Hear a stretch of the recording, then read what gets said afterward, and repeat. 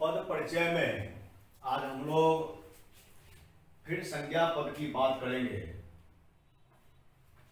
कल जो बताया गया वह सामान्य रूप से जातिवाचक, व्यक्तिवाचक, भाववाचक, समूहवाचक और द्रव्यवाचक की बात की गई। आज हम लोग देखेंगे कि कुछ संज्ञाएं जातिवाचक से व्यक्तिवाचक बन जाती हैं, कुछ व्यक्तिवाचक से जातिवाचक बन जाती हैं, कुछ भाववाचक से जातिवाचक बन जाती हैं। फिर एक और संज्ञा की बात हम करेंगे जिसका नाम है क्रियार्थक संज्ञा, जिसको इंग्लिश में जिरंड कहते हैं। तो क्रियार्थक संज्ञा जातिवाचक से व्यक्तिवाचक, व्यक्तिवाचक से जातिवाचक, भाववाचक से जातिवाचक, यही पद परिचय का हमारा विषय रहेगा। संज्ञा पद के परिचय में हम फिर वही चीज लिखेंगे। संज्ञा पद का प्रकार, लिंग, वचन, पुरुष, कारक, अन्य पदों से संबंध और वाक्य के अंग में क्या है उसे दर्शाना। आपके सामने पहला उदाहरण है, गांधी जी को राष्ट्रपिता कहा जाता है। यहां गांधी जी अंडरलाइन किया हुआ है, इसका परिचय देना है। अब देखिए, सिर्फ गांधी शब्द दिया हुआ रहे तो उससे क्लियर यह नहीं है कि वह गांधी महात्मा गांधी है, इंदिरा गांधी है, राजीव गांधी है, संजय गांधी है, सोनिया गांधी है, करमचंद गांधी है या वरुण गांधी है। कौन सा गांधी है यह स्पष्ट नहीं होता है, लेकिन इस वाक्य में गांधी जी को राष्ट्रपिता कहा जाता है से स्पष्ट है कि गांधी जी मोहनदास करमचंद गांधी की ओर इंगित करता है। इसलिए यहां पर हम देख रहे हैं कि जातिवाचक से व्यक्तिवाचक में परिवर्तित हो गया है। हम लिखेंगे यह व्यक्तिवाचक संज्ञा है, व्यक्तिवाचक संज्ञा है। इसके बाद अब देखिए इसके लिंग में तो स्पष्ट है कि यह पुल्लिंग, एक वचन, अन्य पुरुष, क्योंकि कल भी मैंने बताया था कि सारी संज्ञाएं अन्य पुरुष में होती हैं। इंग्लिश में भी हम देखते हैं कि all nouns are in third person. अब देखिए कारक की दृष्टि से हम देखते हैं कि गांधी जी को राष्ट्रपिता कहा जाता है। अब देखिए यह कारक की दृष्टि से क्या है। सबसे पहले हमें देखना होगा इस वाक्य का कर्ता कौन है और क्रियापद कौन है, यानी उद्देश्य और विधेय। कहा जाता है यह तो विधेय है, क्रियापद है। किसके द्वारा कहा जाता है यह छिपा हुआ है, यानी जो छिपा हुआ है वही इस वाक्य का उद्देश्य करता है। इसका मतलब है यह कि यह गांधी जी, यह पद जो है वह उद्देश्य के बाद आने वाला पद है। तो और यहां को चिन्ह जुड़ा हुआ भी है, इसलिए इसको हम कहेंगे कर्म कारक, कर्म कारक। और वाक्य के अंग में चूंकि उद्देश्य के बाद का यह पद है और विधेय के पहले का पद है, इसलिए कहेंगे वाक्य में विधेय, विधेय का विस्तार, विधेय का विस्तार या पूरक है। यही इसका परिचय हुआ। अगला सेंटेंस है, 10वीं कक्षा का हर बच्चा न्यूटन है। अब इस पर ध्यान दिया जाए। 10वीं कक्षा का हर बच्चा न्यूटन है। जैसे न्यूटन शब्द कहा जाए तो एक खास वैज्ञानिक के नाम का बोध होता है। ये खास व्यक्ति है, यानी न्यूटन व्यक्तिवाचक संज्ञा है। लेकिन यहां देखिए कि व्यक्तिवाचक संज्ञा एक से अनेक हो गई है। व्यक्तिवाचक संज्ञा एक ही होती है, यदि वह एक से अनेक हो जाए तो ऐसी स्थिति में वह व्यक्तिवाचक नहीं रहकर जातिवाचक बन जाती है। तो क्या हुआ यहां पर, यह संज्ञा होगी जातिवाचक। यह जातिवाचक संज्ञा है।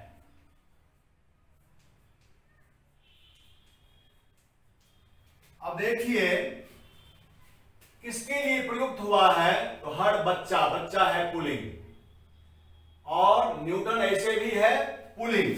तो यह पुल्लिंग, फिर एक वचन, अन्य पुरुष,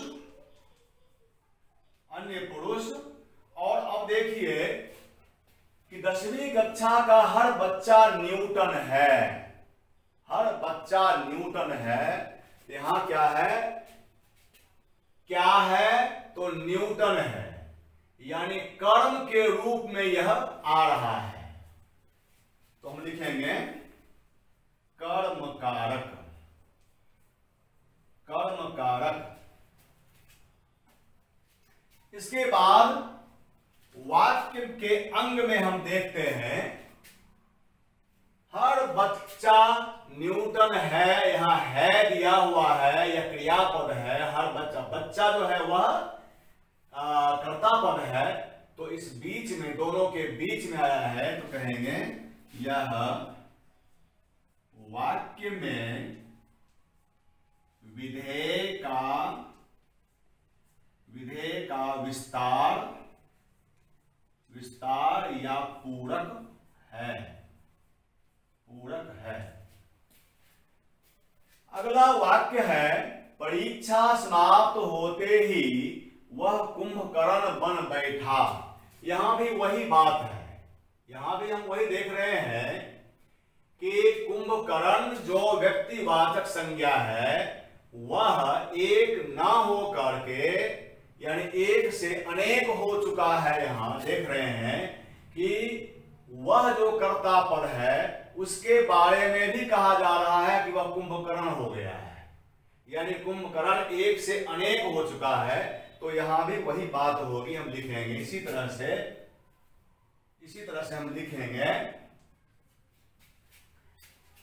कि यह जातिवाचक संज्ञा है, यह पुल्लिंग है, एक वचन है, अन्य पुरुष है, और वैसे ही कर्म कारक है, और यह वाक्य में विधेय का विस्तार या पूरक है। ऐसे ही इसका भी लिखा जाएगा। घ नंबर हम लोग देखते हैं। घ नंबर में लिखा हुआ है अच्छाइयों को ग्रहण करो। अब देखिए, अच्छाई, बुराई, मानवता, सरलता, सफलता, मधुरता, माधुर्य, सौंदर्य, सुंदरता, ये सारे शब्द जो हैं वे भाववाचक संज्ञा के अंतर्गत आते हैं। लेकिन हम यहां देख रहे हैं कि यह अच्छाई नहीं अच्छाइयों है। इसका मतलब यह कि अच्छाई के कई प्रकार होंगे, कई रूप होंगे, यानी अच्छाई की जाति का बोध हो रहा है। यहां किसी संज्ञा या सर्वनाम की विशेषता का या फिर मान लीजिए एब्स्ट्रैक्ट का रूप यहां नहीं दिखाई पड़ रहा है। यहां लग रहा है कि कई प्रकार की, कई तरह की अच्छाइयां होंगी, उन अच्छाइयों की बात की जा रही है। इसका मतलब यह है कि यह अच्छाई भाववाचक संज्ञा न रह करके जातिवाचक संज्ञा बन गई है। हम लिखेंगे यह जातिवाचक संज्ञा है, जातिवाचक संज्ञा है। इसके बाद हम देखते हैं कि लिंग में अच्छाई ईकारांत है, ईकारांत है। इसका मतलब यह स्त्रीलिंग है, क्योंकि दीर्घ इकारांत, प्रायः दीर्घ इकारांत संज्ञाएं जो होती हैं वे स्त्रीलिंग होती हैं। तो ये स्त्रीलिंग है, यह स्त्रीलिंग। अब देखिए अच्छाइयों, स्पष्ट है कि यह बहुवचन है, बहुवचन। अन्य पुरुष, अन्य पुरुष। अब कारक में देखिए क्या है। सबसे पहले यहां भी आप देखें, ग्रहण करना यह क्रिया है, क्रियापद है, और ग्रहण करो यह लिखा हुआ है तो कोई किसी दूसरे से कहा जा रहा है, यानी तुम अच्छाइयों को ग्रहण करो, तो तुम छिपा हुआ है, यानी कर्ता पद यहां पर छिपा हुआ है, उद्देश्य छिपा हुआ है जो तुम की तरफ इंडिकेट कर रहा है, इसका मतलब है। और को चिन्ह यहां लगा हुआ भी है, आप देख रहे हैं, इसलिए इसको हम मानेंगे कर्म कारक, कर्म कारक। अब वाक्य के अंग में हम फिर देख रहे हैं कि यदि तुम छिपा हुआ है, कर्ता पद छिपा हुआ है और क्रियापद आगे दिया हुआ है, तो कर्ता पद के बाद और क्रियापद के पहले है, इसलिए यह भी क्या है, वाक्य में विधेय का विस्तार या पूरक है। अब आइए अंगों नंबर पर, अंगों नंबर पर आइए। यहां लिखा हुआ है मुझे हैदराबाद जाकर पढ़ना होगा। यहां पढ़ना शब्द जो है वह अंडरलाइन किया हुआ है। तो पढ़ना यहां पर क्या है, पढ़ना होगा, क्या यह संयुक्त क्रिया है? क्योंकि पढ़ना और होना ये दो क्रियाएं एक साथ आ रही हैं, तो क्या पढ़ना होगा यह इसे संयुक्त क्रिया माना जाए? तो अब जानिए, एक बात पर गौर कीजिए कि क्रियार्थक संज्ञाएं वस्तुतः भाववाचक होती हैं, एब्स्ट्रैक्ट होती हैं। इसलिए निष्प्राण जो संज्ञाएं होती हैं, यानी निर्जीव संज्ञाएं, उसकी भांति ये सकर्मक और संक्रियात्मक क्रियाओं के कर्ता के रूप में नहीं आती हैं, कभी नहीं आती हैं। और यही कारण है कि क्रियार्थक संज्ञाओं के साथ कर्ता के ने चिन्ह का प्रयोग नहीं होता है, शून्य चिन्ह आता है, या फिर अन्य कारकों का चिन्ह आ सकता है। जैसे दूसरे उदाहरण में हम देखेंगे कि यहां से चिन्ह का प्रयोग हुआ है और यहां पर शून्य चिन्ह का प्रयोग किया गया है। अब देखिए,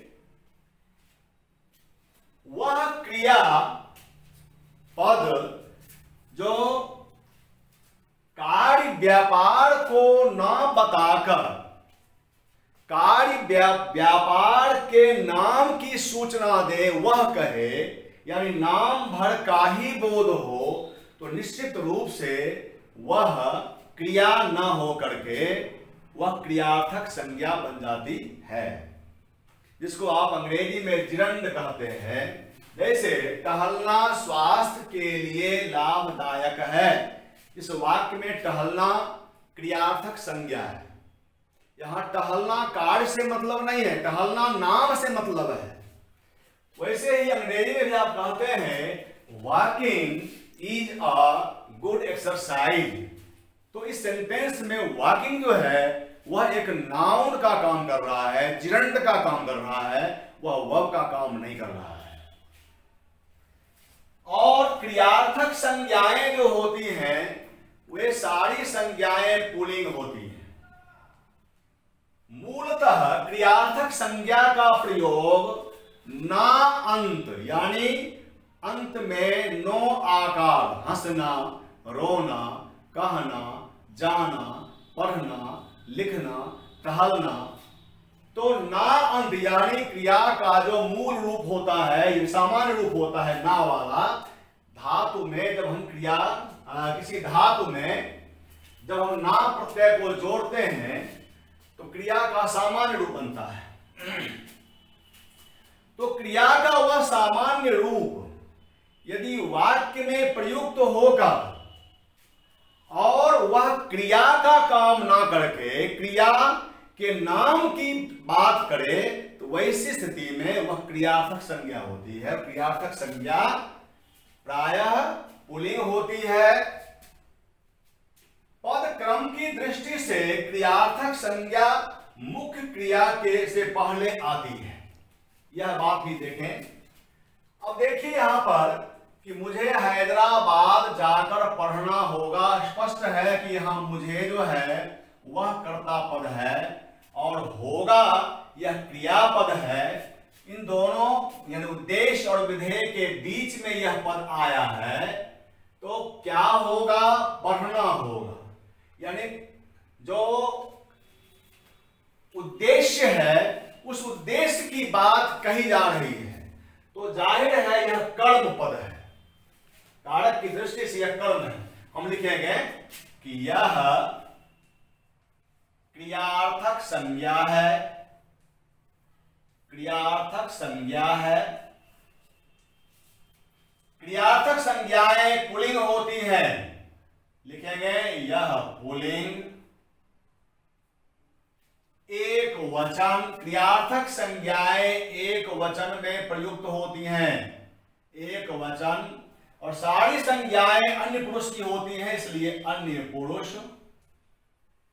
और कारक की दृष्टि से इस वाक्य में कर्म कारक, कर्म कारक।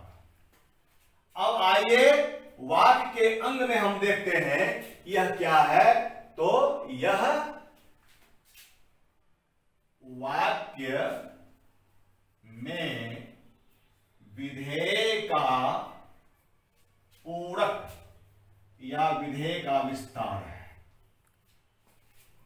दूसरा हम उदाहरण देख रहे हैं कि निरंतर मेहनत करने से आदमी आगे बढ़ता है। अब देखिए, निरंतर मेहनत करना आदमी को आगे बढ़ाता है। इस सेंटेंस पर ध्यान दिया जाए। निरंतर मेहनत करना आदमी को आगे बढ़ाता है, और निरंतर मेहनत करने से आदमी आगे बढ़ता है। अब देखिए यहां पर करना क्रिया क्रियार्थक संज्ञा है, आकारांत है, आगे करण कारक का चिन्ह आया है, इसलिए करना से यह करने बन चुका है। अब देखिए यहां भी हम लिखेंगे, अब निरंतर मेहनत करने से आदमी आगे बढ़ता है, तो इस वाक्य का उद्देश्य है आदमी और बढ़ता है यह विधेय है, क्रियापद है। अब देखिए इसको हम कैसे लिखें।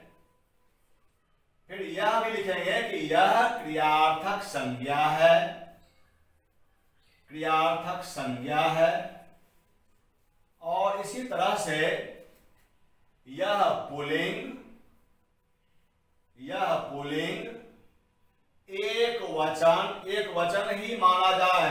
ध्यान देंगे करना से करने यहां हुआ है। आप गौर करेंगे कि प्रायः आकारांत पुल्लिंग संज्ञा के बाद यदि किसी कारक का चिन्ह आता है तो वह आकारांत संज्ञा एकारांत हो जाती है, आकार की जगह पर एकार हो जाता है। जैसे दशरथ के बेटे का विवाह हुआ, दशरथ के बेटे का विवाह हुआ और दशरथ के बेटों का विवाह हुआ, दोनों में फर्क है। दशरथ के बेटे का विवाह हुआ, इस वाक्य में बेटे एक वचन है और का चिन्ह आने के कारण बेटा से बेटे हो चुका है। तो उसने रूप तो बदल लिया है लेकिन वह बहुवचन रूप में नहीं है। ठीक वैसे ही यहां भी क्या है, यह बहुवचन रूप में नहीं है। तो क्या है यह पुल्लिंग एक वचन और अन्य पुरुष है क्योंकि यह संज्ञा है। और देखिए करने से, यह से चिन्ह करण कारक का है, अलगाव का बोध नहीं हो रहा है इसलिए अपादान यह नहीं है। हम लिखेंगे कि यह करण कारक है। और वाक्य में फिर देखिए कि आदमी आगे बढ़ता है, आदमी उद्देश्य है, बढ़ता है विधेय है, उद्देश्य के पूर्व का यह पद है, इसलिए हम लिखेंगे कि यह वाक्य में उद्देश्य का पूरक या विस्तार भी कर सकते हैं, पूरक है। तो इस तरह से हमने देखा कि संज्ञा पद के परिचय देने में हमें सदैव इस बात का ख्याल करना होगा कि वह संज्ञा पद जातिवाचक, व्यक्तिवाचक, भाववाचक, समूहवाचक, द्रव्यवाचक है सामान्य रूप से, या फिर वह वाक्य में व्यक्तिवाचक होते हुए भी जातिवाचक बन गया है, कि व्यक्तिवाचक होते हुए जातिवाचक बन गया है, कि भाववाचक होते हुए वह जातिवाचक बन गया है। क्या बना है कि वह क्रियार्थक रूप में है। इन बातों पर हमें अवश्य गौर करना चाहिए। और एक बात का हमेशा ध्यान रखना चाहिए कि तमाम संज्ञाएं अन्य पुरुष में होती हैं, तमाम संज्ञाएं वाक्य में या तो उद्देश्य होंगी या उद्देश्य का विस्तार होंगी या फिर विधेय का विस्तार होंगी। विधेय वे कभी नहीं हो सकती हैं। सारी संज्ञाएं विभिन्न कारकों में हो सकती हैं। हमें इस बात का ख्याल करना होगा, ध्यान देना होगा कि वे केवल कर्ता पद में ही नहीं आएंगी, वे किसी कारक में आ सकती हैं। क्रियार्थक संज्ञा का प्रयोग हमेशा पुल्लिंग एक वचन अन्य पुरुष में होता है। इस बात की भी हम गांठ बांध लें। सिर्फ हम देखेंगे कि कारकों में वह कोई कारक के रूप में आ सकता है, किसी कारक के रूप में आ सकता है। तो आज के लिए इतना ही। बहुत बहुत धन्यवाद।